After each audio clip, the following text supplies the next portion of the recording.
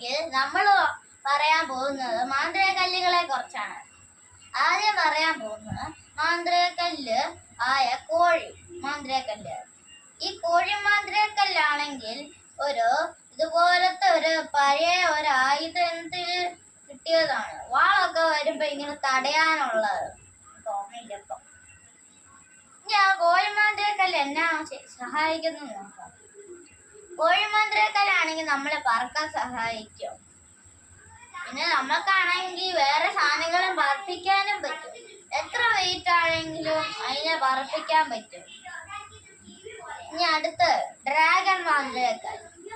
ആ കല്ലാണെങ്കിൽ എല്ലാത്തിനെയും നശിപ്പിക്കാൻ സഹായിക്കും. ആ കല്ല് ഇങ്ങനെ പിടിച്ച് ഞെക്കിയാൽ നമ്മുടെ മുഖത്തേക്കാണെങ്കിൽ നമ്മൾ നശിച്ചു പോകും.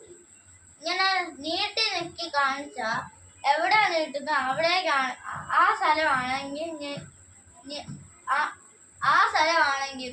ഒരു തീ പോകുന്ന പോലെ തോന്നിയിട്ട് അവിടെ ആ മതിലോ എന്തെങ്കിലും ആണെങ്കിൽ അതാണെങ്കിൽ പൊട്ടിച്ചെതറും. ഇനി അടുത്ത് പഞ്ഞമാന്ത്രികക്കല്ല്. പഞ്ഞമാന്ത്രികക്കല്ലാണെങ്കിൽ നമ്മളെ കണ്ണിൽ നിന്നാണെങ്കിൽ തീ ചീറ്റിക്കാൻ സഹായിക്കും. എവിടെ ഉണ്ടെങ്കിലും അതുപോലെ അവിടെ ചീറ്റിപ്പിക്കും. ഇനി അടുത്ത് പുലിമാന്ത്രികക്കല്ല്. പുലിമാന്ത്രികക്കല്ലാണെങ്കിൽ നമ്മളെ രണ്ടാകാൻ സഹായിക്കും. പിന്നെ അവർക്ക് രണ്ടുപേർക്ക് ഓരോ സ്വഭാവങ്ങളുണ്ടാവും. ഒരാൾ ചീത്തവൻ, ഒരാൾ നല്ലവൻ. പിന്നെ വേണമെങ്കിൽ അവരുടെ രണ്ടുപേരുടേക്കായി പുലിചിഹ്നമുള്ള മാന്ത്രികക്കല്ല് രണ്ടെണ്ണവും ഉണ്ടാവും. പിന്നെ